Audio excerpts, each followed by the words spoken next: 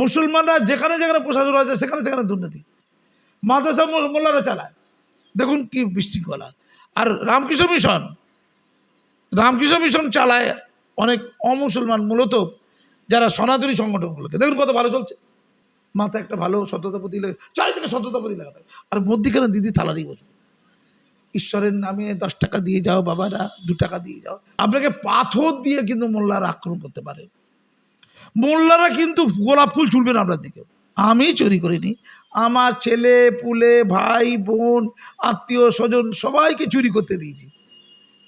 অন্যায় যে করে অন্যায় যে সহে, তবু ঘৃণা তারে যেন তৃণ সমদয়। এই ভাবসমর্ষণ দিদি পয়নি। জেলের অন্যান্য কয়েদিদের হাতে অভিষেক নিগৃহীত হয়ে আত্মারাম খাঁচা হতে পারে। ফলে ওখানে ব্রিটিশ আমলে যে জেলার হাম আংরেজ জমানা কা জেলার হায়, এই আসরা নেই, শোলের ওই রকম জেলার না থাকে। আমি মোদিজিদের বলবো একটু ভালো জেলার রাখতে, নাহলে প্রচুর মার খাবো ওখানে। আমি চোর নই, আমি চিটিংবাজ নই, আমি নোংরা আবর্জনা নই। যদি নিজে কনফার্ম হয়ে যায় তাহলে তো ওই হাজিরা এড়ানোর কোনো প্রসঙ্গ ওঠে না। তো অভিষেক বন্দ্যোপাধ্যায় বারবার এড়িয়ে যাচ্ছে। এর আগে এই সরকার আসার আগে যখন বিরোধী ছিল, এই বিজেপি সরকার, কেন্দ্রের সরকার ছিল, তারা কিন্তু ওকে জোর করে রীতিমতো শাস্তি দিয়ে অ্যারেস্ট করে লকআপে ঢোকাতে পারত, ইচ্ছে করে করেনি। এটা হচ্ছে পলিটিক্যাল ট্রিক্স। কারণ ওইটা নিয়ে মমতা ব্যানার্জি লোকের সিম্পাতি আদায় করতো। মমতা কি তখন গ্রেপ্তার করতে পারতো না? পশ্চিমবঙ্গে কি রাষ্ট্রপতি শাসন জারি করতে পারতো না? সবটা পারতো। ওরা এতটাই বোঝে যে এগুলো করলে লোকের সিম্প্যাথি অন্যদিকে চলে যাবে।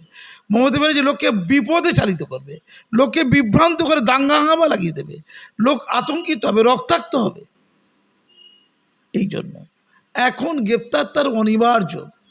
এই যে এখন হচ্ছে না, কীরকম যেন অনেক লোক আছে খুব মাছ ধরতে ভালোবাসে, সেরকম সিবিআই, ইডি, সিআইডি এরা মাছ ধরার মতো চিপ ফেলেছে।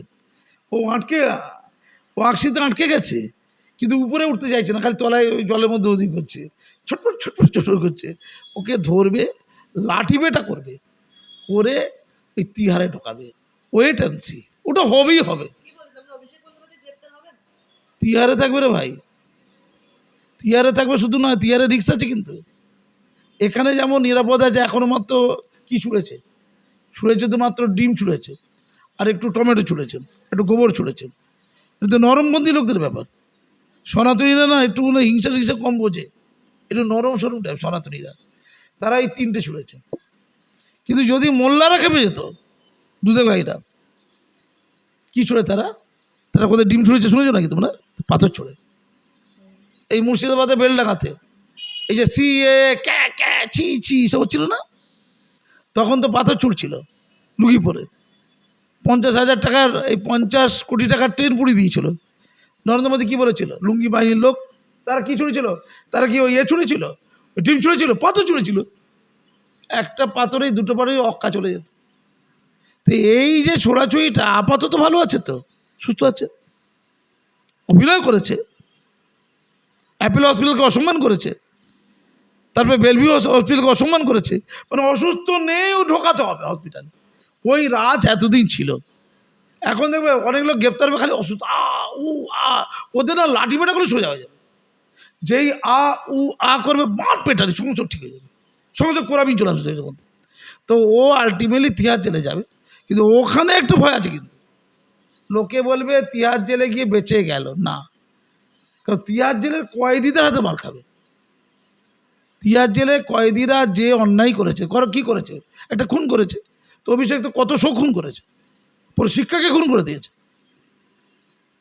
সায়নী কি বলছে, এই 2 একটা রেপ করেছে। তো তার চেয়ে তো খারাপ অবস্থা গোটা রাজ্যের নারী সমাজকে লাঞ্ছিত করে দেওয়া, অসুরক্ষিত করে দেওয়া। এই 2জন মিলে করেছে তো, মমতা আর অভিষেক। এই অভিষেকদের জন্যই তো স্বরূপ বিশ্বাস তৈরি হয়েছে। প্রতিদিন ওখানে নারী সাপ্লাই দিত। তো এই অভিষেকদের জন্যই তো সুরেন্দ্রনাথ কলেজেও এই একটা বিশেষ প্রমোদ ঘর পাওয়া গেছে, ওখানে আপত্তিকর জিনিসপত্র পাওয়া গেছে। তুমি মহিলা, তোমার সামনে কী বলবো। আজকে শুনলাম একটা ইংলিশ মিডিয়াম স্কুলেও, প্রাইভেট স্কুলেও পাওয়া গেছে 1,70,00,000 টাকা প্লাস ওই সব বিশেষ বিশেষ প্রমোদ ঘর আর নারীদের সাথে অসভ্যতা করার বিশেষ বিশেষ যন্ত্রপাতি, এটা কে করলো? সুরুচি সংঘ ক্লাব, সেখানে পাওয়া গেছে।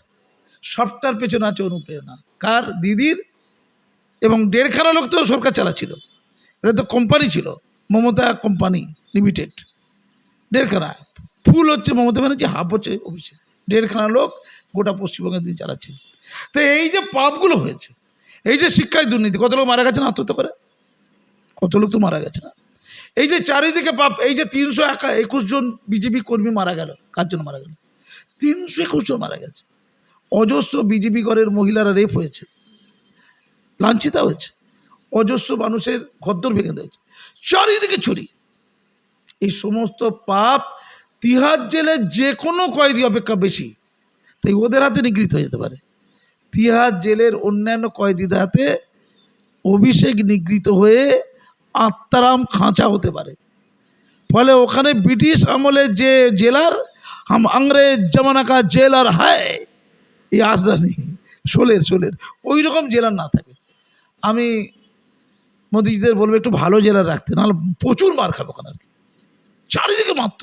তুই বলো না, তুই বলো কেরালা, দেখুন কেরালা প্রতি 5 বছর তো সরকার পরিবর্তন হয়, হয়তো কেরালা কি হয় না। তো বিরোধীদের কে থাকে? বামপন্থীদের সংগঠন থাকে অথবা কংগ্রেসীদের সংগঠন থাকে, জোট থাকে। অন্য দলে উঠে যায়, অন্য দলের লোকদের চোর চোর চোর করে। তুই বলো রাজ্যের কে নয় যে চোর নয় বলছে? নিঃশ্বাস প্রশ্বাসে চোর চোর।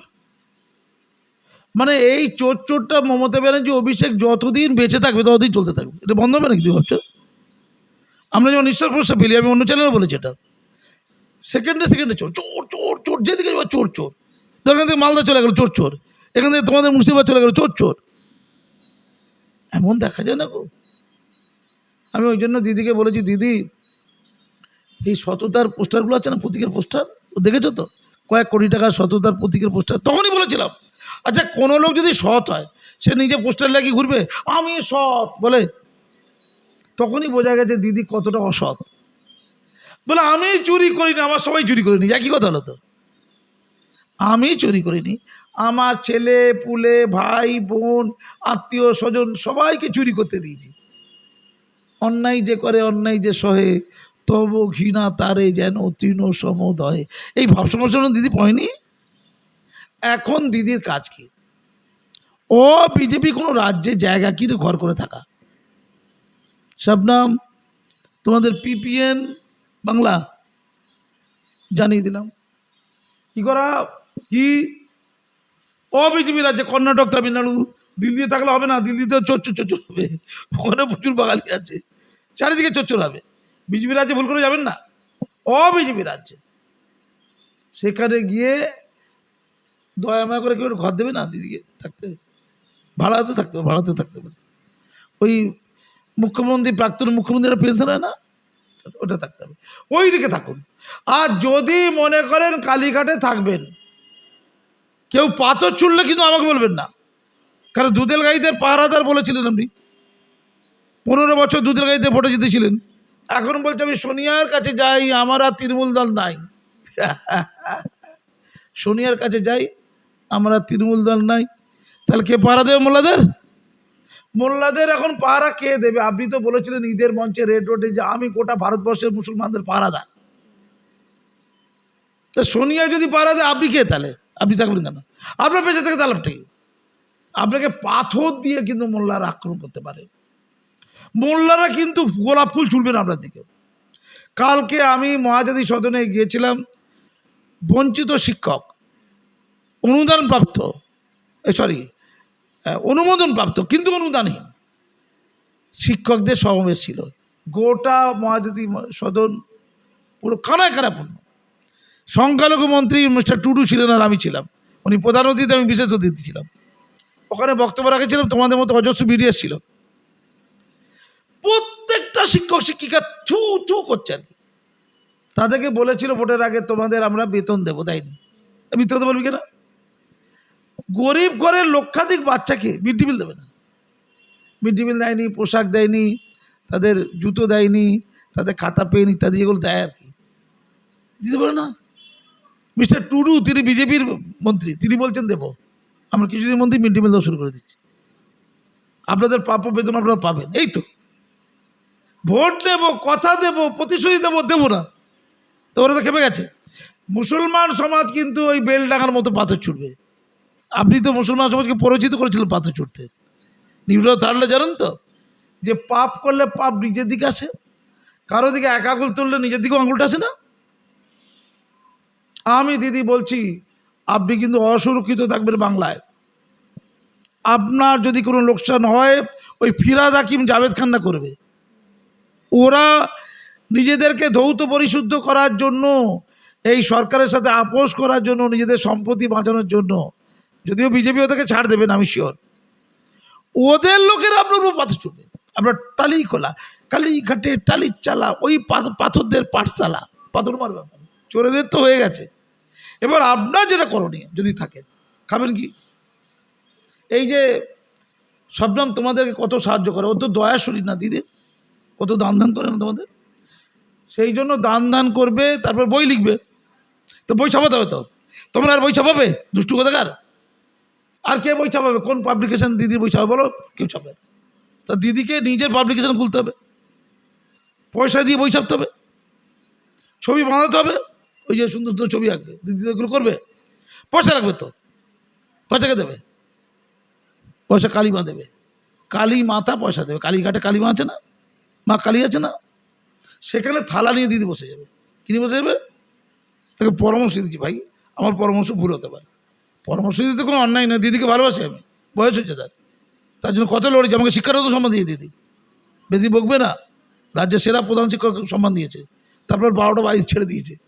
আমার কথায় চলবি, যা পৌষ্টিক যা, দুবার মোল্লা দিয়ে এগিয়ে দিয়েছে, মার মার মার ধরে মোল্লারা পিটিয়ে দিয়ে একদম কমে পাঠিয়ে দিচ্ছেন। আমার দিদি কথা শুনতে হবে, সম্মান দিয়েছে, দিদি কথা চলবে না, ঠিক করেছে, মোল্লা দিদি পিটিয়ে দিয়েছে। এখন প্রশ্ন হচ্ছে, কালীঘাটে এখন যদি থালা নিয়ে বসে, রোদ তো একটা ছাউনি করতে হবে, তো পয়সা নেই তো। তো দিদি সততার প্রতীকের জন্য 1 কোটি টাকারও বেশি, কয়েক কোটি টাকার ফ্লেক্স তৈরি করেছিল। তোমরা জানো কালীঘাটে কোনের দিকে রাখা চোখগুলো সব, তোমরা গালাগাল দিতে ফ্লেক্সগুলো চোখ খুলে নেওয়া হয়েছে। গোটা কলকাতায় সততার প্রতীক দিদির ছবি, পায়ের কাছে সততার প্রতীক। আর ওই উপরের দিকে একটা ছোট্ট করে বিবেকানন্দ ছবি আছে, রামকৃষ্ণ ছবি। বিবেকানন্দ রামকৃষ্ণ এরা ছোটো লোক, এরা ছোটোখাটো, দিদি বড়, সততা বলতে দিদি। সেই পোস্টারগুলো রাখা আছে, কিছু উইপোকে খেয়ে দিয়েছে। যেমন সুরেন্দ্রনাথ কলেজে টাকাগুলো কিছু উইপোকে খেয়েছে, কিছু উইপোকায় ওই ফ্লেক্স খেয়েছে, বাকিগুলো আছে। ওইগুলো দিয়ে ছাউনি করবে, মাথায় একটা ভালো সততা প্রতীক লাগে, চারিদিকে সততা প্রতীক লাগাতে হবে। আর মধ্যিখানে দিদি থালা দিয়ে বসবে, ঈশ্বরের নামে 10 টাকা দিয়ে যাও বাবারা, 2 টাকা দিয়ে যাও।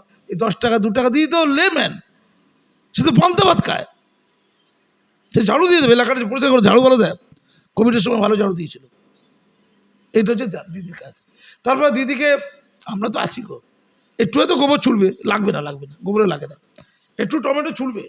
তোমরা একটু দেখো, কতদিন দিদি তোমাদের মুখ্যমন্ত্রী ছিল গো, কেউ ডিম ছুলবে তো, পচা ডিম ছুললে ভালো, দিদিকে পচা ডিম না, দিদি ভালো মানুষ, পবিত্র মানুষ। রামকৃষ্ণদেব তো নিজেই হয়ে গেছে, আল্লাহ তো নিজেই। তুই বলো তো, দিদিকে লোক আল্লাহ বলছে, বাংলার মুসলমানরা মেনে নিয়েছে। তুই কল্পনা করতে পারছো? কি জাতি একটা নির্লজ্জ জাতি। এবার আল্লাহর বান্দারা কি করে দেখুন, আপনি তো আল্লাহ হয়ে গেছেন না, আল্লাহর বান্দারা কি করে দেখুন। এইটার অভিষেক রইল, সে তো এমপি আছে, তার লিপস অ্যান্ড বাউন্স আছে, লিপস অ্যান্ড বাউন্স। কালীঘাটের কাকুকে নিয়ে লিপস অ্যান্ড বাউন্সের অফিসে বসবে, তদন্ত বন্ধ করে কে মারবে ধরবে জানি না, না হলে তিয়ারে থাকবে, এমপিটা কার তো আছে। আর যদি মনে হয় চুরি চামারি ধরা পড়ে যায়, যদি কোনো কারণে চুরি চামারি ধরা পড়ে যায় কোনো কারণে, তাহলে কিন্তু অভিষেককে আমি পরিষ্কার করে ফাঁসিতে লটকে দেবো, অভিষেককে ফাঁসিতে লটকে দেবো।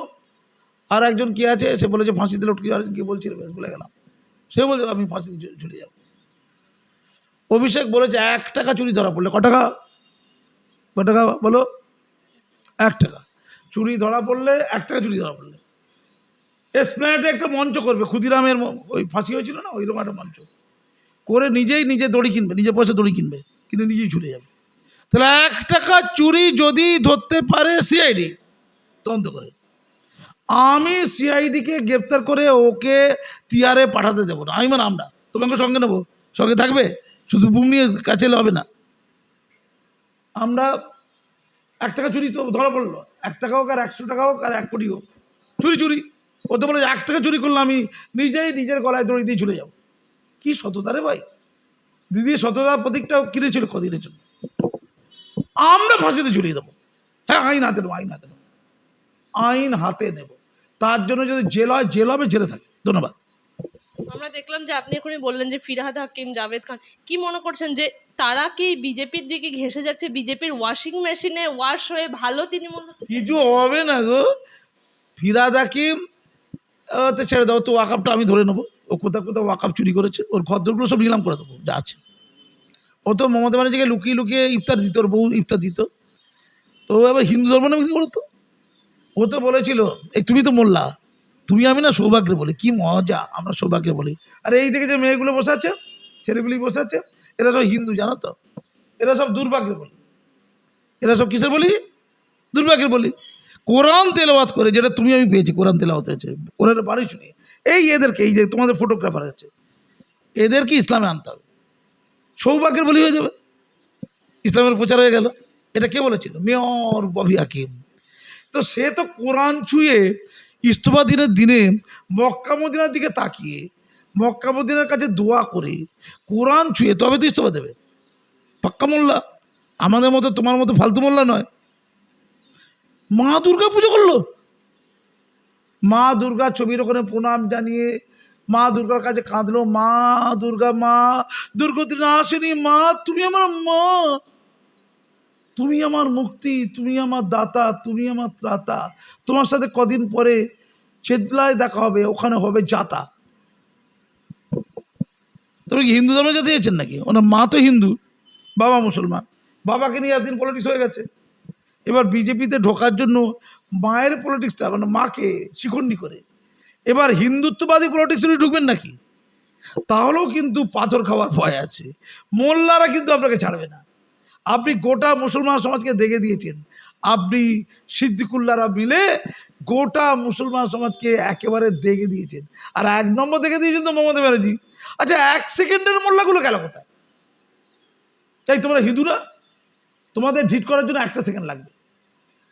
আমি আর শাবনাম যাব, 1 সেকেন্ডে হিট করে দেবো। সেই মোল্লাগুলো গেল কোথায়? দিদি, সেই মোল্লাগুলো আপনাকে বাঁচিয়ে দেবে তো? আপনি ওই মোল্লাগুলো খুঁজুন, ওরা কিন্তু পাথর মারবে আপনাকে। ওরা 1 সেকেন্ডে আপনাকে হিটটা করে দেয়, কারণ আপনি ওদের নিয়ে খেলেছেন। আমি পরিষ্কার করে বলে দিচ্ছি, সর্বনাশ করে দিয়েছে বাংলার। সবচেয়ে বড় সর্বনাশ করেছে মুসলমানদের। পশ্চিমবঙ্গের সরকার বিজেপি এলে মুসলমানদের সাড়ে সর্বনাশ হবে। আমি তাদের বলি, গরু খাওয়া যদি রেস্ট্রিক্টেড হয়, এতে মুসলমানদের কোনো ক্ষতি হয় না। মসজিদের ভেতরে গিয়ে যদি নামাজ পড়ে, মন্দিরের ভেতরে পুজো হবে, তাতে হিন্দু মুসলিম কারো কোনো ক্ষতি হয় না। যদি মাদ্রাসাগুলোকে আধুনিক করে, নজরদারি করে সরকার যদি তাদেরকে কন্ট্রোলের মধ্যে আনে, মাদ্রাসার নামটা যদি নাই বা থাকে, যেমন আসামে নেই, মাদ্রাসা চলছে তো, অন্য নামে চলছে, ইনস্টিটিউশন দিয়েছে, স্কুল নাম দিয়েছে, ক্ষতি কি তাদের? তাতে যদি মুসলমান ছেলেমেয়েরা আধুনিক শিক্ষা পায়, সরকার যদি একটু দয়া করে তাদের প্রতি, একটু অনুমোদন দেয়, তাহলে মুসলমানদের লাভ না ক্ষতি? তোমাদের পিপিএনকে বলে রাখি, 57টা ইসলামিক কান্ট্রি আছে পৃথিবীতে, কোথাও মাদ্রাসা নেই, মানে মাদ্রাসার নামে আলাদা কিছু নেই। একসময় মাদ্রাসার নামটা খুব ছিল, মাদ্রাসার নামটা আছে ভারত, বাংলাদেশ, পাকিস্তান। এটাকে প্রমোট করেছিল ব্রিটিশরা। তখন 3 ধরনের শিক্ষা হতো, মাদ্রাসা, মক্তব আর টোল। টোল উঠে গেছে, হিন্দুদের জন্য ছিল। মক্তব প্রায় বন্ধ হয়ে গেছে, ওখানে রামমোহন পড়তো। এই যে গুরুচাঁদ, হরিচাঁদ, মতুয়া যারা নেতা, তারা মাদ্রাসার ছাত্র, মক্তবে পড়াশোনা করেছে, অসুবিধা কিচ্ছু নেই, কেউ আরবি শিখতেই পারে। কিন্তু ওটা তো রুজি রুটি নয়, খাবে কি বাচ্চাটা? খারেজি মাদ্রাসায় গরিব ছেলেরা পড়ে, দুবেলা ভাতের জন্য তার মা বাবা পাঠায়। কিন্তু এই বাচ্চাটা তো বিকলাঙ্গ হয়ে গেল ছোটবেলায়। ওই 1 লক্ষ, 2 লক্ষ, 5 লক্ষ যাই পড়বে না, তারা তো বাংলার সন্তান। শিক্ষার অধিকার আইন তো তাদের জন্য লাগু। তারা তো ভারতের আগামী প্রজন্ম, আগামী ভবিষ্যৎ। তাদের মাথায় ছাদ থাকবে না, তাদের পেটে ভাত থাকবে না, তাদের পোশাক থাকবে না, আধুনিক মাদ্রাসা যদি গড়ে ওঠে, তাতে যদি মাদ্রাসার নামটা কেউ সরিয়ে দিয়ে ইনস্টিটিউশন করে দেয়, শর্ত দেয়, ক্ষতি নাকি জাতি? ক্ষতি কি? আমরা মাদ্রাসার নামটা নিয়ে থাকবো, আর আমাদের ঘরের মহিলারা খেতে পায় না, তারা পতিতালয়ে যাবে। আমাদের ঘরে ভাইরা চাকরি পায় না, তারা খুন খারাপি করে, তারা হসপিটালে যাবে আর জেলে যাবে। এটা ভালো? ছি ছি ছি ছি ছি ছি ছি ছি। আধুনিক করা, নজরদারি হোক। মাদ্রাসা নিয়ে কোনো আপত্তি, মাদ্রাসার বিল্ডিং, মাদ্রাসার ছাত্র নিয়ে কোনো আপত্তি নেই। ওলোগ্রাম হাই মাদ্রাসা, এটা মোল্লারা বলেছে, আমি তো বড় বলেছি। 65% ছাত্র হচ্ছে অমুসলমান, হিন্দু, উন্নত পড়াশোনা। ওলোগ্রাম হাই মাদ্রাসা 1,500-এর মতো ছাত্র।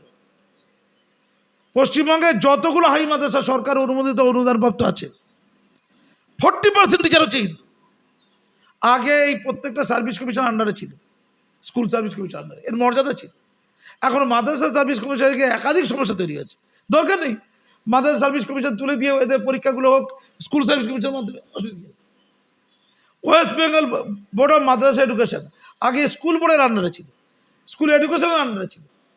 তাতে আরও মার্গতা ভালো ছিল, আরও সম্মান ছিল, মূল সত্যি ছিল। মাদ্রাসা বোর্ড তুলে দিয়ে স্কুল এডুকেশনটা করে দিক না, কী হবে? বোর্ডে কী হবে? বোর্ডে দুর্নীতি হয়। মুসলমানরা যেখানে যেখানে প্রশাসন আছে সেখানে সেখানে দুর্নীতি। মাদ্রাসা মোল্লারা চালায়, দেখুন কি বিশৃঙ্খলা। আর রামকৃষ্ণ মিশন চালায় অনেক অমুসলমান, মূলত যারা সনাতনী সংগঠনগুলোকে, দেখুন কত ভালো চলছে। তারা প্রশাসন যারা চালায়, তারা যদি যোগ্য হয়, শিক্ষা প্রতিষ্ঠান তত্ত্ব করে চলবে। ওয়াকাফ বোর্ড মাদ্রাসা, আমি চোর মুসলমান, আমাকে মাদ্রাসার দায়িত্ব দিল, আমি আর শবনম, তুমি ভাইস প্রেসিডেন্ট, হ্যাঁ আমি প্রেসিডেন্ট, আমরা দুটো চোর, আমরা দুটো চোর ভাই। আমরা ধরুন ওয়াকাফ বোর্ডের চেয়ারম্যান, আর এ হচ্ছে ভাইস চেয়ারম্যান, এ হচ্ছে অ্যাডমিনিস্ট্রেটর, দুটো মোল্লা করে দিল। আমরা দুজন চোর ডাকাত, আমরা দুজন ওয়াকাফ বোর্ড চালাচ্ছি, লুট করে খাবো। তার চেয়ে বরঞ্চ তোমার ফটোগ্রাফার যে, সে ধরো একটা আইএস অফিসার, আইপিএস, তার নাম হচ্ছে সনাতন ভট্টাচার্য, সে এসে দুর্নীতি বন্ধ করলো, সে এসে মাদ্রাসায় উন্নত পঠন পাঠন শুরু করলো। তাদের লাভ না ক্ষতি? এই মোল্লা করে কি হবে? যোগ্য লোক দেখতে হবে, যোগ্য শিক্ষকরা মাদ্রাসায় পড়াতে যাবে, এটাই তো লক্ষ্য। তাই লক্ষ্যটা বুঝতে হবে, আমাদের দেখতে হবে কোনটা প্রয়োজন। আলিয়া ইউনিভার্সিটিতে আধুনিক লেখাপড়া দরকার, আধুনিক স্ট্রিম খুলতে হবে, আধুনিক চ্যাপ্টার খুলতে হবে, সাবজেক্ট খুলতে হবে, মডার্ন। যাদবপুর বিশ্ববিদ্যালয় যেমন, আলিয়া বিশ্ববিদ্যালয় তেমন হতে হবে। সেই দিকে নজর নেই। আলিয়া বিশ্ববিদ্যালয়ের মধ্যেখানে মাদ্রাসা শব্দটা লাগাবো, এটা নিয়ে মুসলমানরা একসময় আন্দোলন করেছিল। এরা কোনটা আন্দোলনের অভিমুখ সেটাই জানে না, কোনটা উন্নয়ন সেটাই জানে না, কোনটা উন্নয়নের ইন্ডিকেটর এটাই জানে না। তাই কাজী মাসুম আক্তাররা বলে যাবে, কাজী নজরুল ইসলামরা বলেছিল, এখন গাল খেয়েছে, খিস্তি খেয়েছে। এপিজে আব্দুল কালামকে মুসলমানরা কিছুদিন আগে পর্যন্ত কাফের বলতো, কাজী মাসুম আক্তারকে অনেকে কাফের বলে, ইসলামের শত্রু বলে, মাদ্রাসার শত্রু বলে বয়ে গেছে। নবীকে যারা মক্কায় মেরেছিল, তারা নবীর কাছে শিষ্যত্ব নিয়েছিল অনেক পরে। যখন মেরেছিল তখন নবী আল্লাহর দিকে হাত তুলে বলেছিল, হে বিশ্ব নিয়ন্তা প্রভু, এরা চেনে না আমাকে, চেনে না তোমাকেও, এদের চেনার ও বোঝার ক্ষমতা দিও, এদের অভিশাপ দিও না, এদের শুভবুদ্ধির, এদের বোধোদয়ের উদয় ঘটিও। হ্যাঁ, এরা বোঝে না, এরা তোমাকে আমাকে কাউকে বোঝে না, একদিন হয়তো এরা বুঝবে। সেই বোঝারও দায়িত্বটা নিয়েছে বর্তমানের বিজেপি সরকার। কত ধানে কত চাল, ক্লিয়ার। মুসলমানদের ধর্মতন্ত্র, মুসলিম সমাজের ধর্মতন্ত্র, আর মোল্লাতন্ত্র, আর গুন্ডাতন্ত্র, তিনটে নিধন চলবে। আধুনিক শিক্ষিত, উচ্চমনা, প্রগতিশীল, যুক্তিবাদী, রাষ্ট্রবাদী, জাতীয়তাবাদী মুসলমান মধ্যবিত্ত সম্প্রদায়ের উত্থান, তারা এই সমাজের নেতৃত্ব দেবে। স্বপ্ন, তোমরা ওই দিকে এগিয়ে চলো, বাংলা বাঁচবে, দেশ বাঁচবে, মনুষ্যত্ব বাঁচবে, আর মুসলমানরা বাঁচবে। ধন্যবাদ।